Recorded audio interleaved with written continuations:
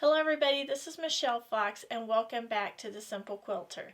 In my previous two videos I've talked a little bit about upcoming projects or told you that I had some upcoming projects for 2023 and I'm excited to tell you about my first sew along. It's going to be a monthly sew along to create a monthly themed mug rug for each month, and I'm excited because I'm going to use these mug rugs in my quilt room, and they're gonna I think they're simple enough that we can get them done quickly. So it's not like we're going to be working on a whole quilt for the year, but these little projects I think are going to be a great way to create something fun for my quilt room.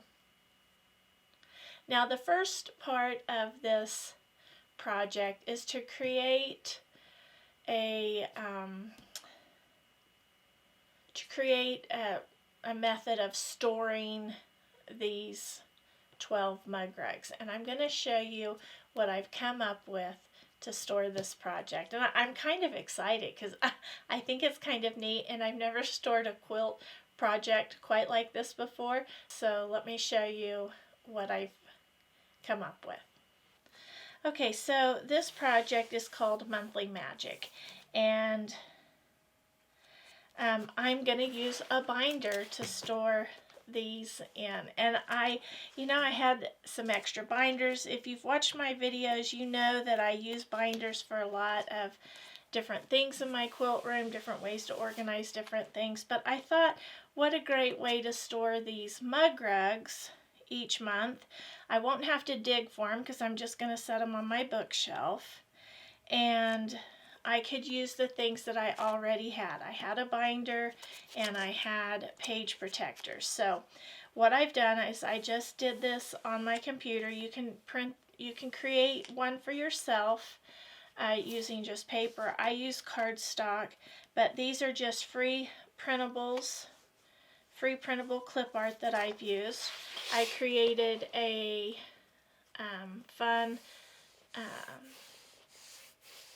colorful spine for the binder there, and then on the back I put my favorite saying, which is, it doesn't have to be perfect to be wonderful. So that's that, and then let me show you what's on the inside. Okay, so here you go. Now this is not one of the mug rugs we'll be making. These are ones I've made in the past, but I just wanted to show you how they look. Okay, so all I've used are page protectors and then these adhesive post-it note tabs.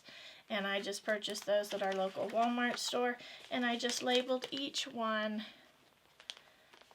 for the months. So there's January, and you can see how they're going to be stored in here. Now these are not any that we're going to be doing this year. Those will kind of be a surprise each month, but you will need to create something to store them in. Now, if you want to do this method and you need to purchase a binder, I would recommend a 2-inch binder. This is only a 1.5-inch binder, and I really think a 2-inch binder would be better. And of course, the ones I bought have the little pockets on the front and the back and on the spine. Okay, so next week we'll be doing the first mug rug. So get your binder ready, or if you want to create something else to put your mug rugs in, that's fine.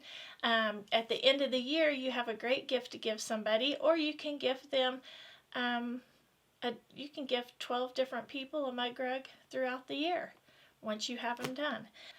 Okay, so for this project, of course, you're going to need some fabric and you're going to need some batting.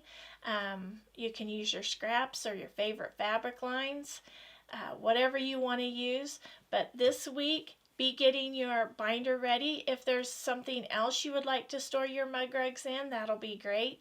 Please tell me in the comments if you're going to be joining me. Let me know if you've come up with a different idea to hold your mug rugs for this year, and get ready for next week because we'll be doing our first Monthly Magic mug rug for January. I hope you've enjoyed today's video. If you have, please hit the like button. Subscribe if you haven't. Please share with a friend. And as always, leave a comment. I love to get the comments, and I try to respond to each and every one. So until next time, have fun quilting.